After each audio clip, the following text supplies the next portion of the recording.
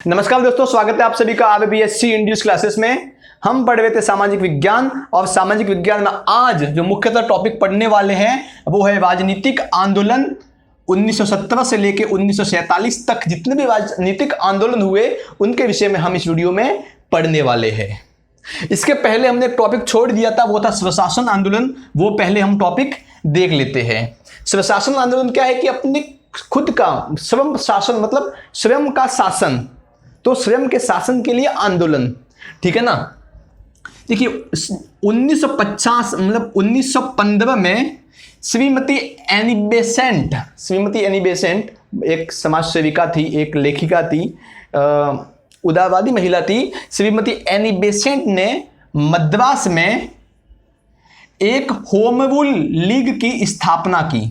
किसकी स्थापना की? होम रूल लीग की स्थापना, होम रूल लीग की स्थापना की और अपने स्वशासन के आंदोलन को आगे बढ़ाया। इसके लिए इन्होंने कॉमनवेल्थ और न्यू इंडिया नाम की कुछ मैगजीन्स भी चलाई। जो कॉमनवेल्थ था वो साप्ताहिक पत्रिका थी, साप्ताहिक पत्रिका थी, और जो न्यू इंडिया थी वो दैनिक पत्रिका थी, जो दैनिक न्यूज़पेपर आता ना उस टाइप का दैनिक पत्रिका थी। ये जो होम रूल शब्द है ना, ये होम रूल शब्द जो है ये मुख्यतः आयरलैंड का है। कहाँ का है? आयरलैंड का, आयरिश भाषा का ये शब्द है। और उस भाषा में होम का मतलब होता है स्वयं, खुद का, और रूल का मतलब होता है शासन। आयरिश भाषा के ये शब्द होम रूल, हिंदी में होम का मतलब होता है स्वयं का और रूल का मतलब होता है शासन। तो पहली बार आयरलैंड में इस शब्द का उपयोग हुआ, होम रूल शब्द का उपयोग हुआ। और क्यों हुआ? क्योंकि इंग्लैंड से अपने स्वयं के शासन को पाने के लिए आयरलैंड में ही होम रूल शब्द का प्रारंभ हुआ, ठीक है। आयरिश शब्द जो है वो होम रूल शब्द है, ठीक है ना। अब जैसे आयरलैंड में जिस प्रकार से होम रूल आंदोलन हुआ, उसी नमूने को उठा करके भारत में भी होम रूल आंदोलन की शुरुआत हुई, मतलब होम रूल लीग का प्रारंभ हुआ उसी नमूने को उठा करके ही। तो मतलब आयरिश में, मतलब आयरलैंड का जो नमूना था, जो आयरिश नमूना था होम रूल लीग का, उसी को ही उठाया और भारत में होम रूल लीग की क्या कर दी? स्थापना कर दी। भारतीय जो प्रथम भारतीय व्यक्ति थे होम रूल लीग की स्थापना करने वाले, वो थे तिलक जी। 1916 में तिलक जी ने पूना में होम रूल लीग की स्थापना की। बाल गंगाधर तिलक जी ने 1916 में पूना में होम रूल लीग की स्थापना की। इनके होम रूल लीग ने, मतलब तिलक जी के होम रूल लीग ने और श्रीमती एनी बेसेंट के होम रूल लीग ने मिलकर साथ में कई प्रकार के कार्य भी किए। तिलक जी ने जो होम रूल लीग की स्थापना की, उसका उद्देश्य क्या था? तो अंग्रेजी साम्राज्य के भीतर स्वायत्तता की मांग को लोगों तक पहुंचाना, लोगों तक ये बात पहुंचाना कि हमें स्वायत्तता चाहिए, हमें खुद का शासन चाहिए। इस बात को अधिक से अधिक लोगों तक पहुंचाना। और जो अंग्रेजी सरकार के अंदर कुछ उदारवादी लोग थे, उनके तक भी इस बात को पहुंचाना कि हमें स्वशासन चाहिए, हमें स्वायत्तता चाहिए, हमें स्वतंत्रता चाहिए, इस बात को पहुंचाना। तो ये था स्वशासन आंदोलन। मुख्यतः होम रूल का मतलब क्या होता है? खुद का, स्वयं का, रूल का मतलब शासन। यह आयरिश भाषा का शब्द है और इसका पहली बार उपयोग भी आयरलैंड में ही हुआ। आयरलैंड में अपने खुद का, वहां का जो आंदोलन था उसको चलाने के लिए आयरलैंड में इस शब्द का उपयोग हुआ और इसका आंदोलन भी आयरलैंड में ही पहली बार हुआ। उसके नमूने को उठा करके भारत में भी होम रूल लीग की स्थापना की गई और एनी बेसेंट और बाल गंगाधर तिलक ने इसकी स्थापना की, ठीक है। अभी आते हैं हम अपने आज के महत्वपूर्ण टॉपिक पे, राजनीतिक आंदोलन 1917 से लेकर 1947 तक। सबसे पहला जो है वो है वोलेट एक्ट 1919। ये क्या है भाई? तो देखिए, जब प्रथम विश्व युद्ध हुआ तो उस प्रथम विश्व युद्ध में अंग्रेजों ने भारत के सामने कुछ एक मांग रखी कि आप हमें सैनिक दे दो, हमें हमारी ओर से लड़ने के लिए। और भारत के लोगों ने कुछ कंडीशन रखी कि हम आपको इन कंडीशन पे सैनिक देंगे। तो अंग्रेजों ने पहले तो उन कंडीशंस को मान लिया, लेकिन जब प्रथम विश्व युद्ध समाप्त हुआ तो जो शर्तें थी जिनको मान करके अंग्रेज सैनिकों को लेके गए थे, उन शर्तों को मानने से अंग्रेजों ने इनकार कर दिया कि हम इन बातों को नहीं मानेंगे। भारत के कुछ जो अधिकार थे उन अधिकारों को हम नहीं देंगे। तो इससे जो है अंग्रेजों ने भारत के लोगों के साथ क्या किया, धोखा किया कि भैया तो धोखा हो गया है कि नहीं। भारत के लोगों के आंखें खुल गई, अंग्रेजों ने हमारे साथ धोखा किया, हमारे सैनिक लेके गए और हमारी मांगों को भी नहीं माना। तो बहुत सी जगह पे इसके खिलाफ जो है अंग्रेजों के खिलाफ विद्रोह होने लगे कि भाई आप ऐसा कैसे कर सकते हो। बहुत सी जगह विद्रोह होने लगे।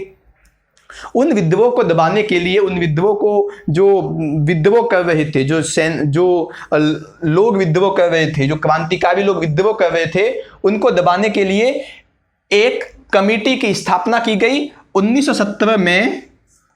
सिडनी वोलेट इस व्यक्ति के नाम से, इसका नाम है सिडनी वोलेट। इस व्यक्ति की अध्यक्षता में, सिडनी वोलेट की अध्यक्षता में एक समिति का गठन किया गया। और इसके पीछे उद्देश्य क्या था? इसके पीछे उद्देश्य था जो क्रांतिकारी प्रभाव है, जो लोगों में जो क्रांतिकारी प्रभाव है, इसको कम करना इसका उद्देश्य था कि जो भी क्रांतिकारी प्रभाव है लोगों में, इसको अधिक से अधिक कम किया जाए। इस कमेटी का यह उद्देश्य था। इस कमेटी ने 19 मार्च 1919 को, मतलब इस कमेटी ने अपनी रिपोर्ट सौंपी, 19 मार्च 1919 को अपनी रिपोर्ट सौंपी। और उस समय अंग्रेजों के विधानमंडल ने जो भी इसमें सुझाव दिए हुए थे, उन सुझावों को मानते हुए एक रोलेट एक्ट बना दिया।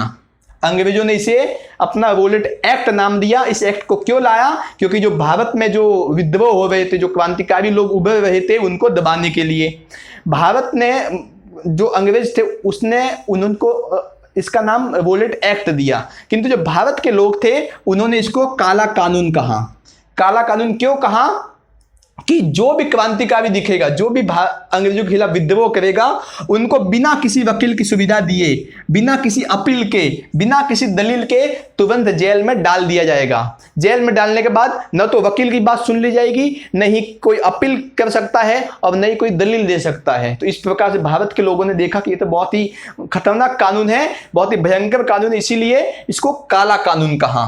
सीधी सी बात है, जितने भी क्रांतिकारी लोग थे उनको दबाने के लिए तो ये कानून लाया था। तो भारत के लोगों में और ज्यादा गुस्सा तो बढ़ना ही था, है कि नहीं। और उसी गुस्से का परिणाम हुआ जलियांवाला बाग हत्याकांड। जलियांवाला बाग हत्याकांड जो है वो 13 अप्रैल 1919 को हुआ, अमृतसर पंजाब में, जलियांवाला बाग में। ठीक है ना।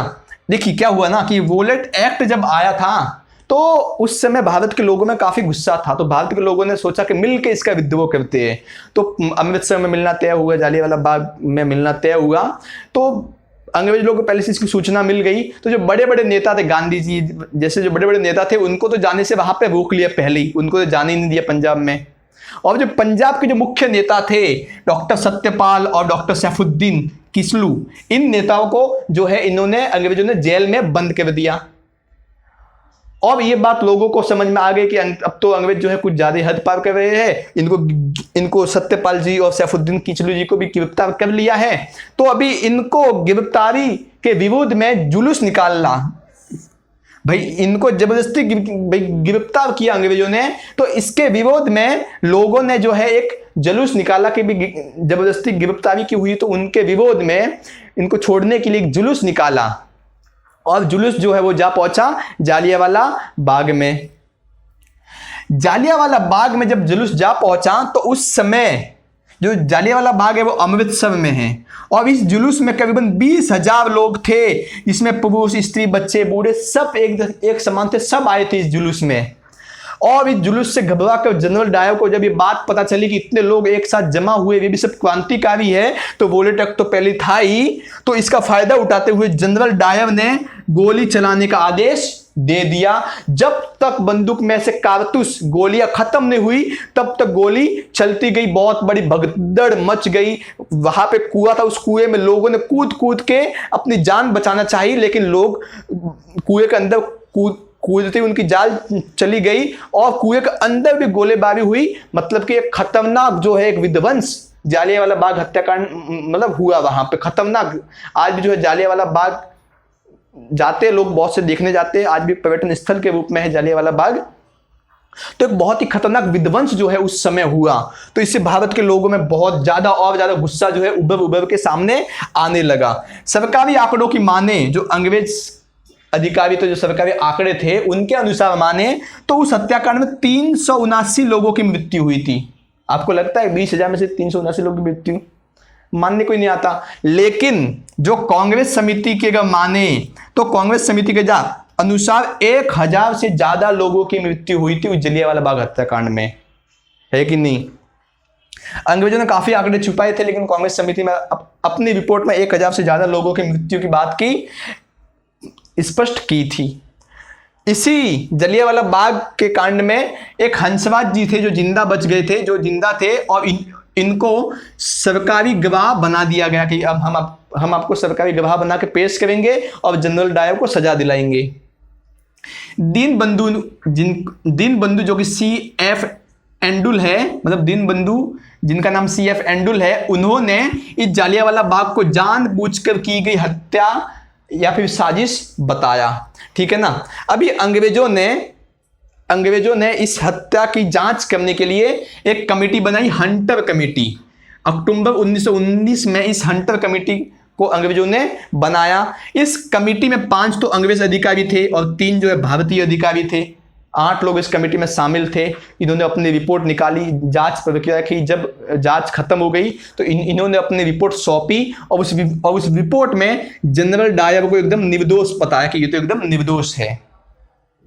कुछ किया ही नहीं जनरल डायर ने, जो किया कुछ नहीं किया, इतने लोगों की हत्या कर दी, कहते निर्दोष है। तो इससे और भी लोगों का जो है गुस्सा उमड़ने लगा, गांधी जी भी इससे असंतुष्ट हो गए। उसी समय 1919 में कांग्रेस ने अपनी ओर से कमेटी बनाई, तहकीकात कमेटी। 1919 में कांग्रेस ने अपनी ओर से तहकीकात कमेटी बनाई और उस कमेटी ने जो मदन मोहन मालवीय थे वो थे अध्यक्ष बना दिए उनको, मदन मोहन मालवीय को। और महात्मा गांधी और मोतीलाल नेहरू कौन थे? पंडित नेहरू जी के पिताजी थे मोतीलाल नेहरू जी, ये इनके सदस्य बने। अध्यक्ष कौन थे? मदन मोहन मालवीय। और महात्मा गांधी और मोतीलाल नेहरू कौन थे? सदस्य थे। इस कमेटी ने रिपोर्ट में जनरल डायर को कहते हैं कि एक दोषपूर्ण पाया और इस कमेटी ने अपनी रिपोर्ट अंग्रेजों को सौंपी, लेकिन अंग्रेज अधिकारियों ने इस रिपोर्ट को मानने से इनकार कर दिया, जिससे गांधी जी का बहुत जो है गुस्सा उबला, मतलब बहुत जो है असंतोष पैदा हुआ। और इसी असंतोष का कारण बना असहयोग आंदोलन।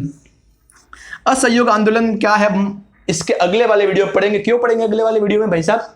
क्योंकि असहयोग आंदोलन, जितने भी जो आंदोलन है वो सब, जितने भी आंदोलन गांधी जी के नेतृत्व में हुए हैं ना, उन आंदोलनों को मैं एक साथ पढ़ाना चाहूंगा। जितने भी आंदोलन गांधी जी के नेतृत्व में हुए, गांधी जी की लीडरशिप में हुए, उन सभी आंदोलनों को एक साथ पढ़ेंगे, जो कि अगले वीडियो में पढ़ेंगे। तो यहाँ पे जो जलियांवाला बाग हत्याकांड हुआ, इस हत्याकांड का बदला भाई लिया कि नहीं लिया? जी बदला लिया। किसने लिया? ऊधम सिंह ने बदला लिया। जब जनरल डायर रिटायर होके इंग्लैंड चला गया तो वहां पे गए ऊधम सिंह, और ऊधम सिंह ने इंग्लैंड में जनरल डायर को गोली मार के, सीने में गोली मार के क्या कर दी? बदला ले लिया इस जलियांवाले बाग हत्या कांड का। तो आज हमने क्या पढ़ा? स्वशासन आंदोलन पढ़ा, राजनीतिक आंदोलन 1917-1957 तक में 2 टॉपिक पढ़े, बुलेट एक्ट और जलियांवाला बाग हत्या कांड। इसके संबंधित आपको कोई भी डाउट हो तो आप मुझे बताइए, मैं अवश्य आपकी सहायता करने के लिए ही बैठा हूं। वीडियो बनाने में काफ़ी मेहनत लगती है, एक लाइक एक सब्सक्राइब बनता है, इससे थोड़ा मोटिवेशन मिल जाता है। तो आज के लिए बस इतना ही, धन्यवाद।